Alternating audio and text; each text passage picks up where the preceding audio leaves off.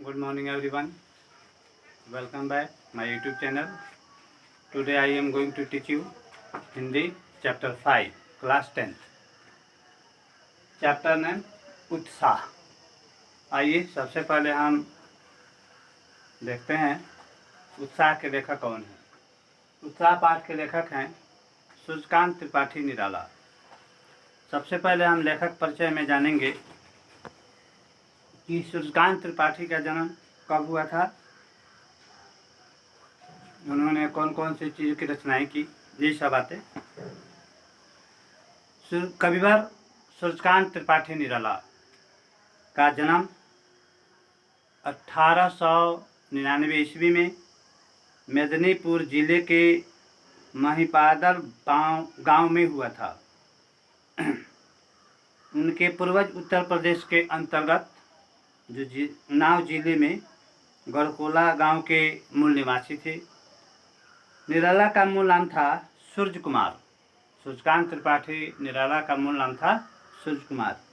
जब वे बहुत छोटे थे तभी उनकी माता का देहावसान हो गया, मतलब उनकी माँ जो थी मर गई। निराला जी की विधिवत स्कूली शिक्षा केवल 9वीं कक्षा तक हुई। ये विधिवत तरीका से 9वीं तक पढ़े। उनका विवाह मनोहरा देवी के साथ हुआ, जो एक विदुषी महिला थी। विदुषी का मतलब पढ़ी लिखी, जानकार। उन्हीं से यानी अपने पत्नी से प्रेरणा लेकर के निराला जी की रुचि जो है साहित्य और संगीत के क्षेत्र में हुई। 1918 में उनकी पत्नी का देहांत हो गया और उसके बाद पिता, चाचा, चचेरे भाई, मतलब सभी लोग जो थे एक एक करके चल बसे। अंत में उनकी विवाहित पुत्री सरोज की मृत्यु से निराला जी काफ़ी दुखी हुए और वे काफ़ी भावुक भी हो गए। और उनकी पुत्री की मृत्यु होने पर इनके भीतर जो है झकझोर गया। लगातार होने वाली इन मौतों से निराला जी को जैसे मौत का साक्षात्कार ही हो गया, जिसकी अभिव्यक्ति उन्होंने कई कविताओं में दिखाई देती है। सूर्यकांत त्रिपाठी निराला का जन्म तो मैंने बताया था आपको 1899 में, और इनकी मृत्यु जो है 1961 ईस्वी में हुई।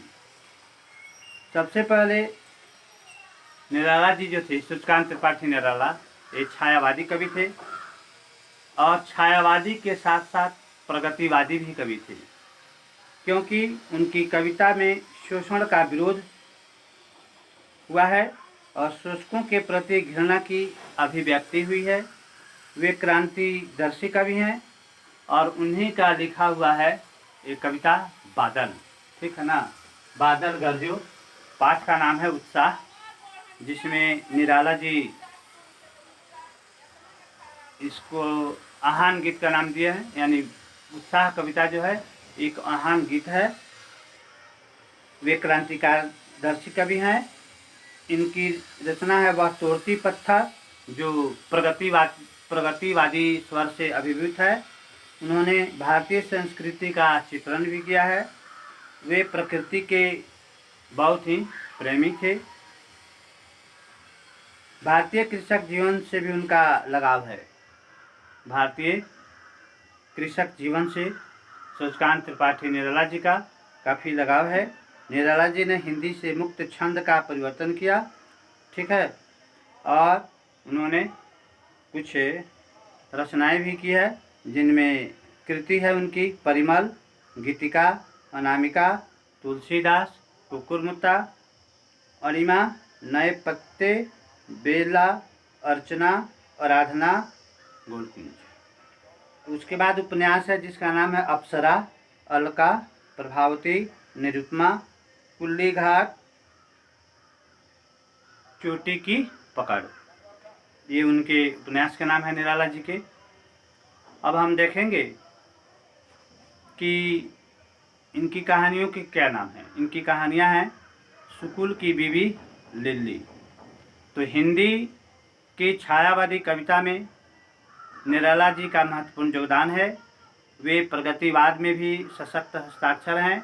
अखंड स्वभाव के धनी निराला जी की काव्य प्रतिभा निश्चय ही अद्भुत थी। तो आपने जाना निराला जी का जन्म, उनकी पारिवारिक स्थिति, उनकी रचनाएं, ठीक है, उनके ज्ञान, ये सब बातें आपको मिली। अब हम पढ़ेंगे ये चैप्टर जो है 5 नंबर चैप्टर उत्साह, जिसके लेखक हैं सूर्यकांत त्रिपाठी निराला। मैंने पहले भी आपको बताया था कि किसानों के प्रति भी इनका दृष्टिकोण काफ़ी अच्छा रहा था निराला जी का। तो उन्होंने एक कविता लिखी है बादल गरजू, ठीक है। कविता का नाम है उत्साह, उसमें सेंटेंस है बादल गरजू। देखिए ये उनकी एक कविता जो है सूर्यकांत त्रिपाठी निराला जी की कविता उत्साह दार्शनिकता, क्रांति, विद्रोह, प्रेम की सहजता तथा प्रकृति के विराट स्वरूप का उन्होंने उत्साह कविता में चित्रण किया है।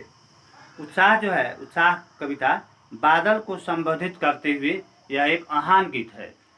इस कविता में बादल एक और पीड़ित प्यासे लोगों की आकांक्षाओं को पूरा करने वाला है, तो दूसरी ओर वह नई कल्पना और नए अंकुर के लिए विप्लव, विध्वंस और क्रांति की चेतना को संभव कराने वाला है। कविता में ललित कल्पना तथा क्रांति चेतना दोनों की व्यंजना हुई है। तो आइए हम पढ़ते हैं कविता। सबसे पहले हम पढ़ेंगे कि सूर्यकांत त्रिपाठी निराला जी ने उत्साह कविता में जो लिखा है बादल गरजो, घेर घेर घोर गगन धराधर ओ, ललित ललित काले घुंघराले बाल कल्पना कैसे पाले, विद्युत छवि उर्मे कवि नवजीवन वाले, वज्र छिपा नूतन कविता फिर भर दो बादल गरजो। इस कविता में मैंने आपको बताया था कि यह जो है आह्वान गीत है, ठीक है ना। तो कवि जो है बादल गरजो, कवि बादल से गरजने का आग्रह करता है, बादलों को कह रहा है कि हे बादल खूब गरजो, जोर से गरजो, ठीक है ना। कवि कहता है कि घेर घेर घोर गगन धराधर ओ, ठीक है ना। कवि कहता है कि हे बादल तुम गरज गरज कर सारे आकाश में छा जाओ, तुम गरज गरज कर सारे आकाश में छा जाओ।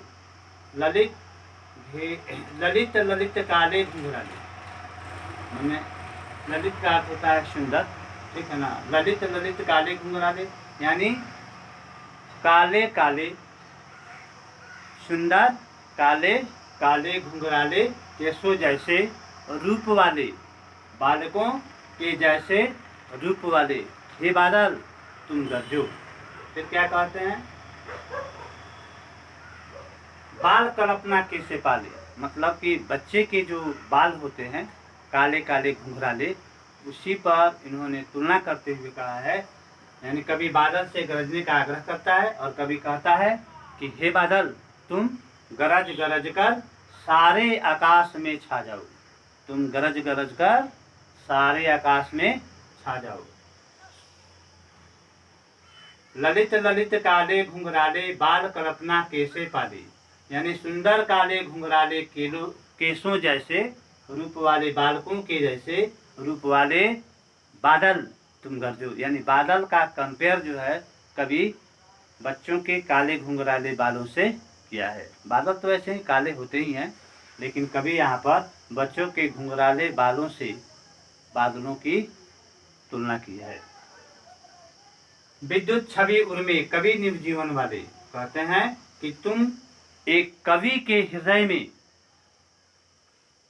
बादल से कवि कहते हैं कि हे बादल तुम कवि के हृदय में बिजली की चमक जैसे उत्साह, उत्साह मतलब जोश, उत्साह भर दो, तुम जोश से परिपूर्ण हो वैसा ही जोश कवियों के अंदर भी भर दो, हे बादल तुम गरजो।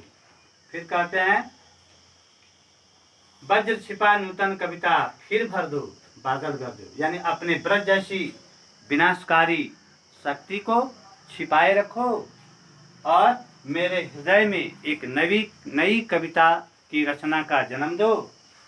हे बादल तुम गरजो, तुम गरजते रहो। पहला पॉइंट है। दूसरा पॉइंट में देखते हैं फिर सूर्यकांत त्रिपाठी निराला क्या कहते हैं।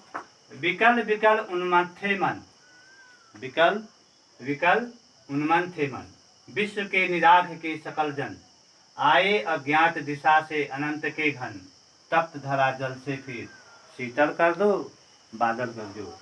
यानी कवि कहता है कि सारे संसार में चारों तरफ ग्रीष्म मतलब गर्मी की तपन से लोग बेचैन थे। लोगों के मन क्या थे, गर्मी से उचटे हुए थे।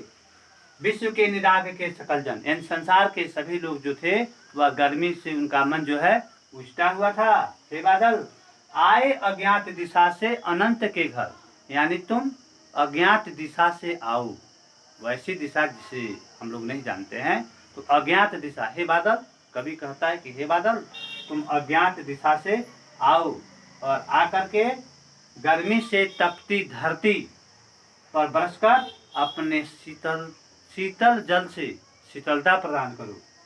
तप्त धरा जल से फिर, यानी अपने जल से इस तप्त हुई धरती की प्यास को बुझा दो, धरती को ठंडा कर दो। फिर कहते हैं शीतल कर दो, बादल कर दो। हे बादल तुम इतना बरसो कि यह धरती जो है तुम्हारी बारिश से ठंडी हो जाए। ठीक है। फिर कहते हैं कि धरती ठंडी हो जाए और लोगों के अंदर जो दुख व्याप्त है, गर्मी से लोग जो बेचैन है, व्याकुल हैं, उनके दुख दूर हो जाएं। हे बादल तुम गरजो और गरज करके खूब बरसो। तो आपने जाना 5वें पाठ में उत्साह कविता में।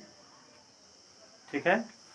मुझे आशा ही नहीं बल्कि पूर्ण विश्वास है कि यह बात जो है आप लोगों को समझ में आ गई होगी। फिर इसको दोबारा पढ़ेंगे। ठीक है। थोड़ा सा रिपिटेशन में देखते हैं। बादल गरजो, यानी कवि जो है बादल को गरजने के लिए, बरसने के लिए आह्वान करते हैं। ठीक है। और कहते हैं कि हे बादल तुम गरज गरज करके सारे आकाश में छा जाओ।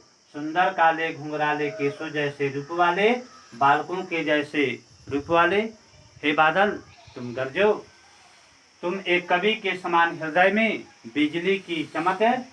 अब जैसे उत्साह से, यानी जोश से तुम परिपूर्ण हो।